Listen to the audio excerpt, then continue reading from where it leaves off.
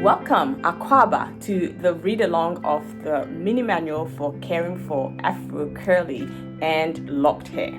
We are on our third session. Previously, we've covered why Afro and curly hair is different.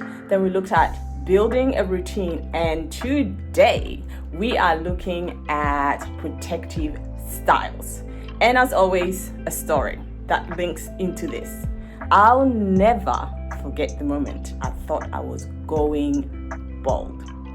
After spending my whole life outside of Ghana, arriving in Ghana felt like a natural hair paradise. This is a fraction of what I'll pay where I'd been living.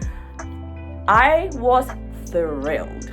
Finally, I could afford to keep my hair protected without breaking the bank. I chose my style carefully. I knew the risks, right? The risks of braiding are real. The horror stories of edges snatched away by careless hands and too tight cornrows. When the stylist reached for a jar of gel, I hesitated. My mind flickered through everything I'd learned about alcohols, harsh ingredients, and the damage they could cause. Are you sure this gel is safe? I asked. Yes, very safe. Anyhow, she assured me, her hands already working the product through my roots. I should have asked to see the ingredients. I didn't. 3 weeks later, I sat down to remove the braids. My fingers worked through the first few sections, unraveling the synthetic hair from my own. Then I felt it. Strands coming out. Not just shedding, pulling away from the scalp in clumps where the gel had been applied. My heart plummeted. I'm going bald. The thought screamed through my mind as I stared at the hair in my hands, panic rising in my throat. This couldn't be happening. Not here, not now, not to me, someone who knew better, who had studied this, who had been so careful. I forced myself to stop. My hands were shaking, but I grabbed a spray. So we have this hydrating spray. So I grabbed it, I sprayed the base of my hair where the gel was, gave it a bit of time to work in and dissolve it, because the gel's harden, right? We're going for a sleek look. So by doing that and giving it a bit of time, I was able to unravel my hair from the braids with as little damage as I could. I was able to salvage the situation. I'd lost hair in front, not all of it, but enough to learn a devastating story. Stylists will use products, whatever products they can get, to give you sleek, flawless look. Whether those products protect your hair or destroy it, that's not their problem. And this is why I am so excited to be having this session on protective styling, so you don't have to go through what I went through. So grab your mini manual and read along. We are on.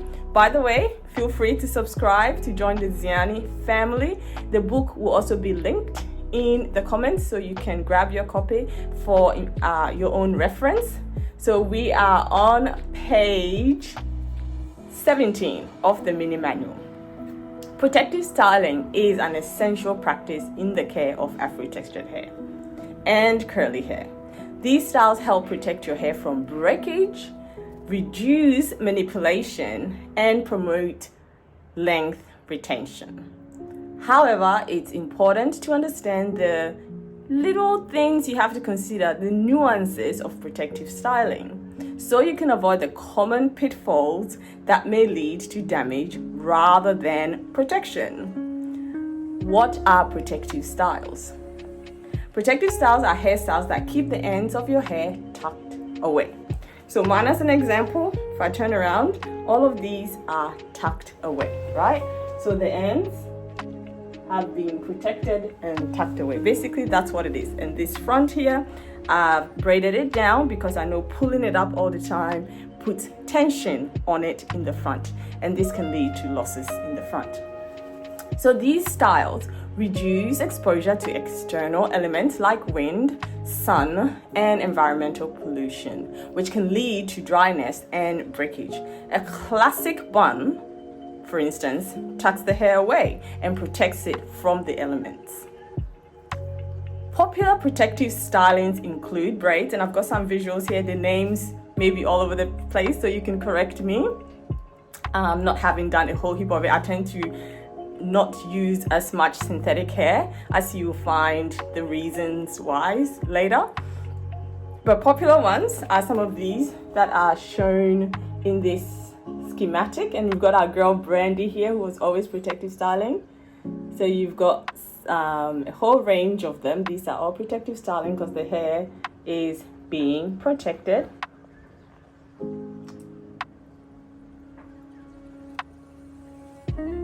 And you can just get up and go, which is a real bonus. You don't want to have to spend so much time doing your hair. So braids, such as box braids, cornrows, and individual braids are some of the most popular options. They can be styled with or without extensions and are versatile for both casual and formal looks. You also have twists, 2-strand twists that you can use to protect your hair. There are flat twists and mini twists. These are gentle on the hair and keep the moisture in. Then there are updos, and I've got a combination of it here, as you're seeing. Just putting it up and tucking it away also protects the hair. We also have wigs and weaves. This may be the preference for some people, and at the end of this we're going to score these protective styles in terms of how healthy they are for your hair. So wigs and weaves, wearing wigs and weaves can protect your natural hair underneath while allowing you to experiment with different styles, lengths, and textures. But please note that your natural hair must be well cared for before, during, and this is where some of us don't really do it during because we don't want the look to change, and after wig or any kind of protective styling usage. So the benefits of protective styling, we've sort of mentioned it all throughout, but it reduces manipulation. This is a big one. Every time you're manipulating your hair, especially the tighter curls, the tighter coils, you have an opportunity to rip out hair that's not due to be shed. It just happens. No matter how gentle you are, it will happen. So when you go for long periods without doing that, then you can retain length. So it helps in length retention. It reduces exposure to harsh weather or environmental conditions. So with Afro-textured hair, or curly hair, if you leave it out, you know it interacts with the environment. So it's never the way you left home, it changes. And that's because it's interacting with the environment. And so when it's in a protective style, it minimizes that opportunity. And it allows your hair to rest and recover, especially if you are transitioning from chemically treated hair to natural hair. Protective styling can be really handy when you've got the two textures and it's just kind of like looking awkward, or it's just a bit of a nightmare to deal with it. But how do you maintain your protective styles? So even though protective styles are low maintenance, they still require some level of care to ensure your hair stays healthy. So this one, for instance, I have to be mindful that because I've got it all up here, I know the back suffers because it's always pulled up, if you can imagine. So I'm sure to take it down at night so that it can rest. It shouldn't be always in this style, and I confess I do put it in this style, but it shouldn't be in that same style all the time because it can put pressure on it. So another reason why you need to maintain it is because a dirty scalp can clog hair follicles, leading to itching, dandruff, and even stunted hair growth. So what you want to do is to take care of your scalp. So what you can do is use diluted shampoo. You mix sulfate-free shampoo with water in a spray bottle and gently cleanse your scalp without disturbing the style. So last week we were talking about building your routine. I mentioned the shrinkage-free method for washing your afro and curly hair. So here it will be really handy where you just have the wipes and you just wipe the scalp while your hair is in that protective braid or twists that you are using. You may also use a soaked cotton ball to clean the scalp with precision. You can also use a dry shampoo. I don't have any experience with this, but if you want to avoid wetting your hair entirely and keep your scalp refreshed, then you can use this dry shampoo to remove excess oil. Of course, if you're not producing excess oils, then just be mindful of what the ingredients are in your particular dry shampoo. And I also don't have experience with this, but apparently you can use witch hazel. By applying witch hazel with a cotton ball, you can help cleanse the scalp and reduce buildup and irritation. While you're in protective styling, you also want to moisturize your hair.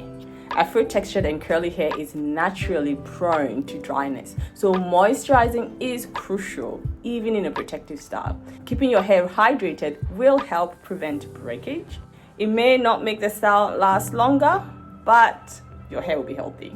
So a hair spritz with soothing ingredients like aloe vera and apple cider vinegar are your best bet. So we have this hydrate here, which are particularly useful for when you are in a protective style. It's a spray, so it can get to your scalp and it can get in between the strands and allow you to hydrate while you're in a protective style. So what would a routine look like? Use a light spray leave-in conditioner. You opt for a water-based leave-in conditioner or a light oil and water mixture to spritz your hair a few times a week. So say you do it on Monday, you do it on a Wednesday, you do it on a Friday. So applying oil to your scalp may be beneficial for some people. I have to admit, I've never put any oil directly on my scalp. My sebum production hasn't given me any issues, and because I have regular cleansing routines, I haven't had any issues. So I've just never liked the idea of putting anything on my scalp because I don't want to interfere with my own natural oils that are being produced, the sebum. But some people do. You've heard people talk about putting stuff on their scalp. Again, heavy stuff, I would never do it. I've seen people put heavy things on their scalp and I'm like, you're suffocating your follicles. But anyway, a light oil can be used like jojoba. So the jojoba is quite similar to a sebum, so that's why that one is okay if you need it. Or grapeseed oil. These are great for maintaining scalp moisture. Well, these are okay for the scalp after cleansing. You massage your scalp with a lightweight oil to promote circulation and nourishment, and this is lovely. I don't take advantage of it often, but yes, massaging your scalp is a beautiful thing. You can seal with oil.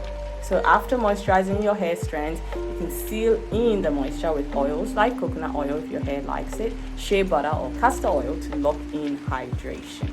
But ultimately, we want to avoid product buildup, especially while we're in these styles. So buildup from products like oils, creams, and gels can clog the scalp and make your hair heavy, leading to breakage. So you want to limit the use of heavy products, especially if the protective style will be in for several weeks. Tips for minimizing your product buildup: use water-based products for moisture. Apply oils and creams sparingly, only a tiny bit this time. Your hair is not all out, it's protected, so just go in with a minute amount. You want to focus on the ends rather than the scalp or the entire length of your hair.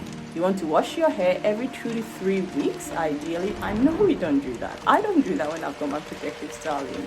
But that's why the spray, the soothing spray for the scalp and for the length of it is necessary. So nighttime care helps to reduce friction and retain moisture while you sleep.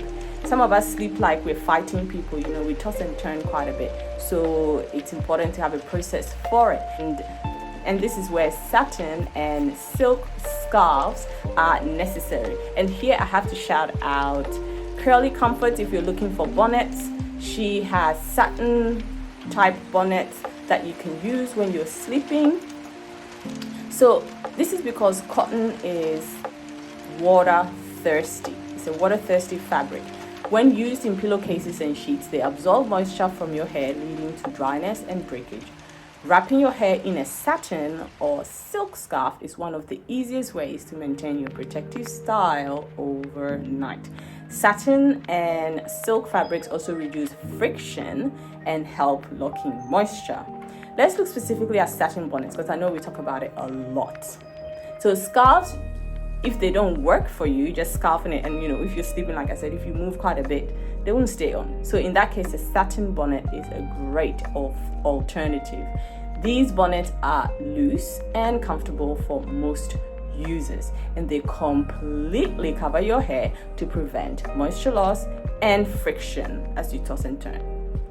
So if you don't like the bonnet idea, you can also look at satin or silk pillowcases, and once again, Curly Comforts that sell these, that stock them.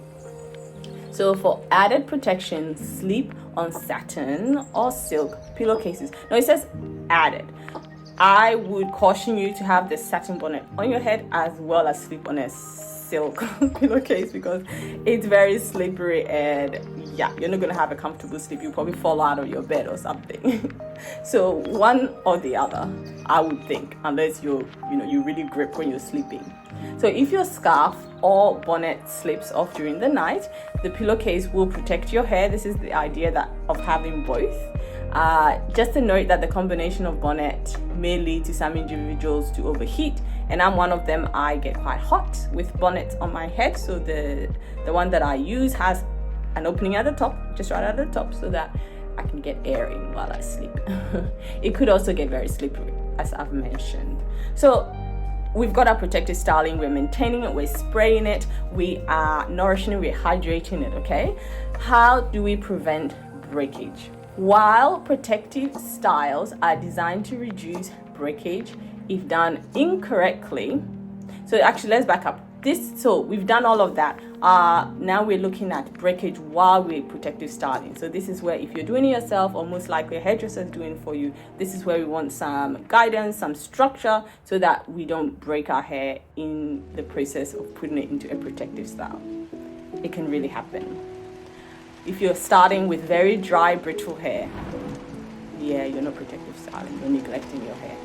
So while protective styles are designed to reduce breakage, if done incorrectly or left in for too long, and I've got a chart here where we'll be looking at the safe periods, even though people go longer, that you should be working within, they can cause damage. To get the most out of your protective styles, focus on gentle styling methods and regular hair care. You want to avoid tight styles. I think this one should be quite intuitive, but apparently it's not, because you do see people with really pulled back hair. Tight braids, twists or updos, and we can all be guilty of that because we want that sleekness. These can put excessive tension on your scalp and edges. This can cause hair loss, especially around the hairline, and lead to a condition known as traction alopecia. So tips for avoiding tight styles. You ask your stylist to create looser braids or twists around your edges. And so I gave an example, like I used to always put this hair backwards, but I can even feel the tension, So you just kind of let it be relaxed around the perimeter, around the edges. So if you feel discomfort or tightness, loosen the style immediately. I know it's hard, right? You've paid a lot of money, you spend hours, but you have to loosen the style because the hair is being traumatized at that point.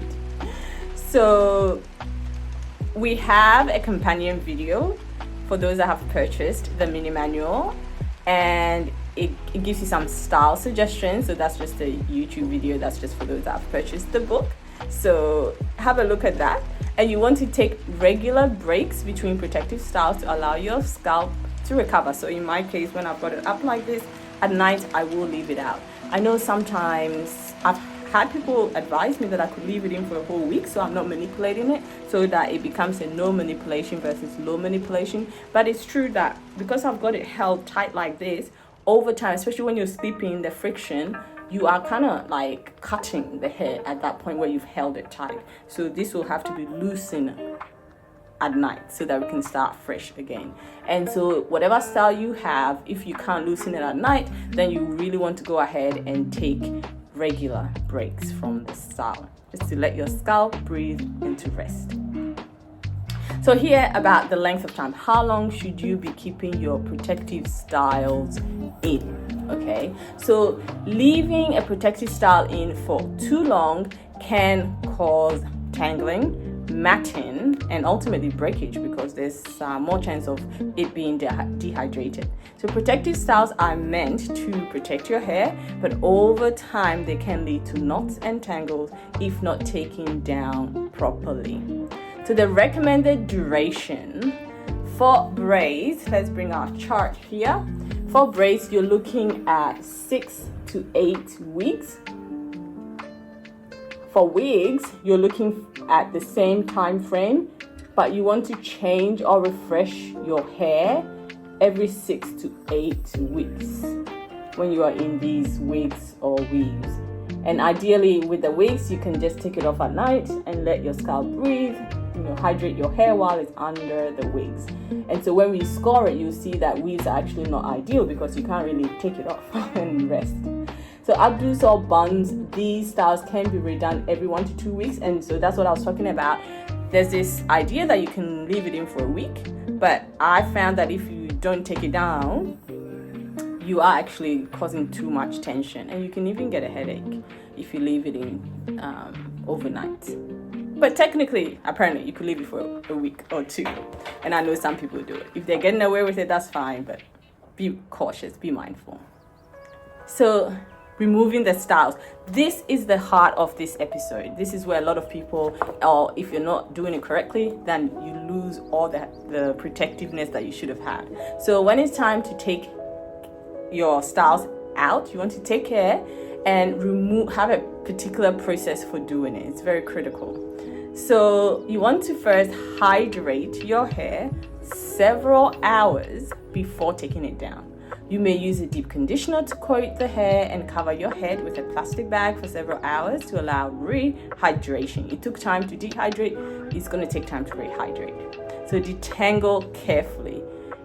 Use either your fingers, that's always my go-to, or a wide tooth comb and a detangling conditioner to remove knots and tangles. You want to trim split ends. At this point, if you see and it's really obvious, or you've got those single-stranded knots, it's a time to do some dusting. It's optional. I know some people also don't want to do any kind of trimming, but this is the time that if you see damage, it would be good to just search and destroy. Search for the individual strands that have issues and nip them. And you want to use specific scissors which are dedicated to your hair and very sharp. And you want to use it for your hair. You're not using it to cut everything else, because then if it's not very sharp, then you actually cause damage.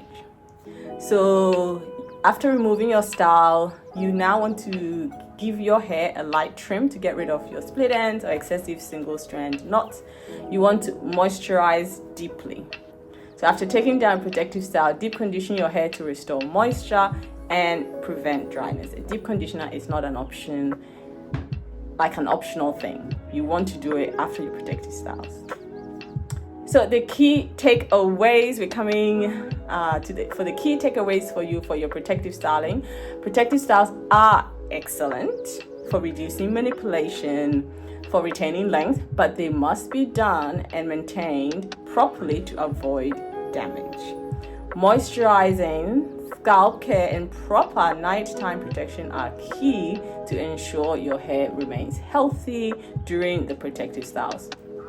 Avoid tight styles and ensure that your hair gets breaks between long-term protective styles.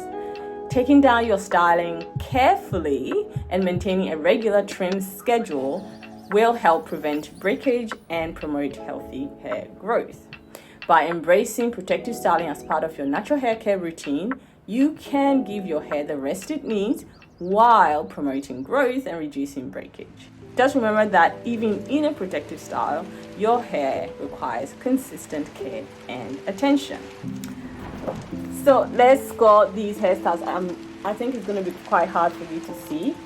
So in terms of the least to most damaging for your hair, the protective styles, I've got it for 3A to 3C textures, and then 4A to 4C textures, but they're very similar except for one little style near the end where you may not have the same kind of risks depending on your curl, the looseness of it, all right? But for the most part, they're the same. So if we're looking at the least damaging to the most damaging. So least, let's start with least. So least here we've got the wigs, but you have to be not using the glue. The glue is damaging, okay? The glue just gives you higher risks. So if we're talking about no glue, then wigs are least damaging. And the recommended period is really because you're only keeping it a week or two, and the reality is you sweat and there's friction if worn constantly. So having the ability to remove it regularly is what helps it to be least damaging. And also you have access to your scalp, so you can spray it, you can hydrate the strands, so it makes using glueless wigs the least damaging.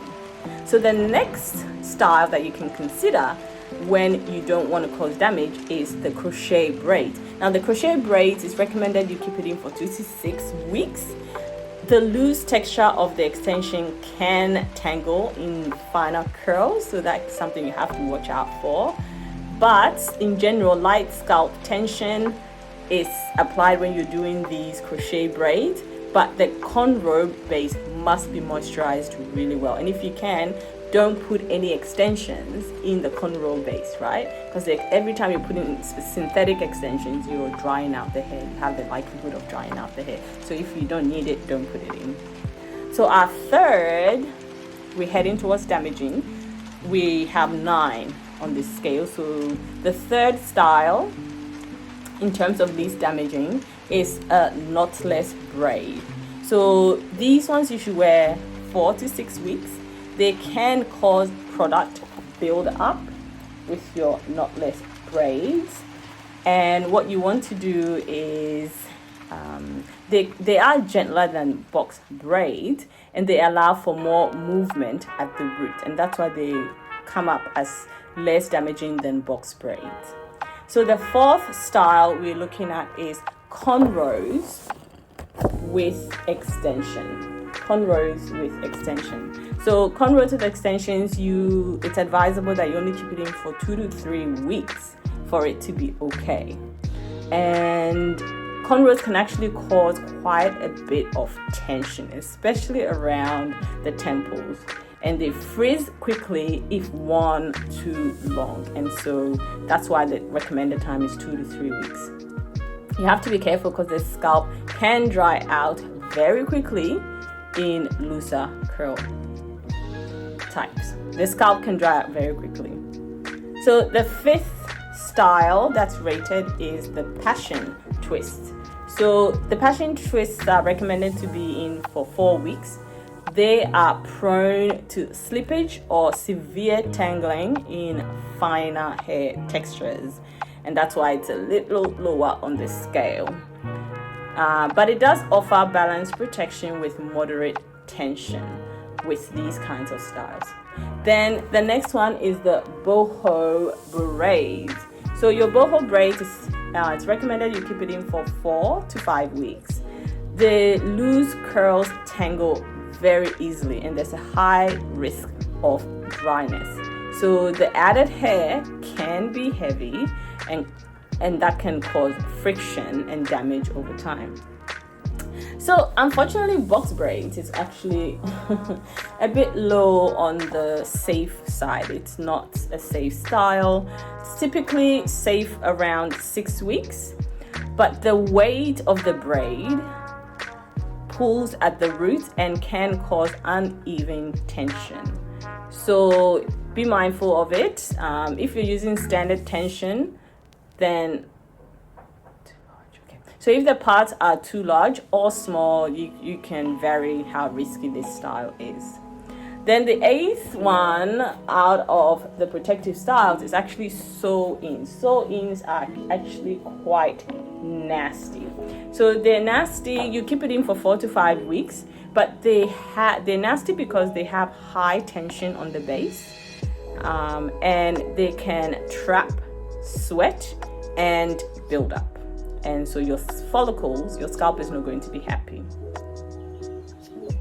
Because they have limited scalp access, it makes it very difficult to cleanse while it's in that style, and that's why it's damaging. But the one that takes home the prize is micro braids. So micro braids, you typically keep it in 6 to 8 weeks to be safe. It causes breakage when you're removing it, and it gives high stress on the hairline. You tend to do very fine sections, and that means high tension and significant detangling loss when it's time to unravel it. So that brings us to the end of the third episode for this read along. The next one we'll be looking at hair products and ingredients. We're spilling the beans on what you should be looking for when you're picking products and what ingredients you should be looking for. It's been fun hanging with you, and I hope to catch you in the next one. Feel free to DM if you want a link to the book if you're on Instagram, but if you're on YouTube, then the link is already there. Catch you. Bye.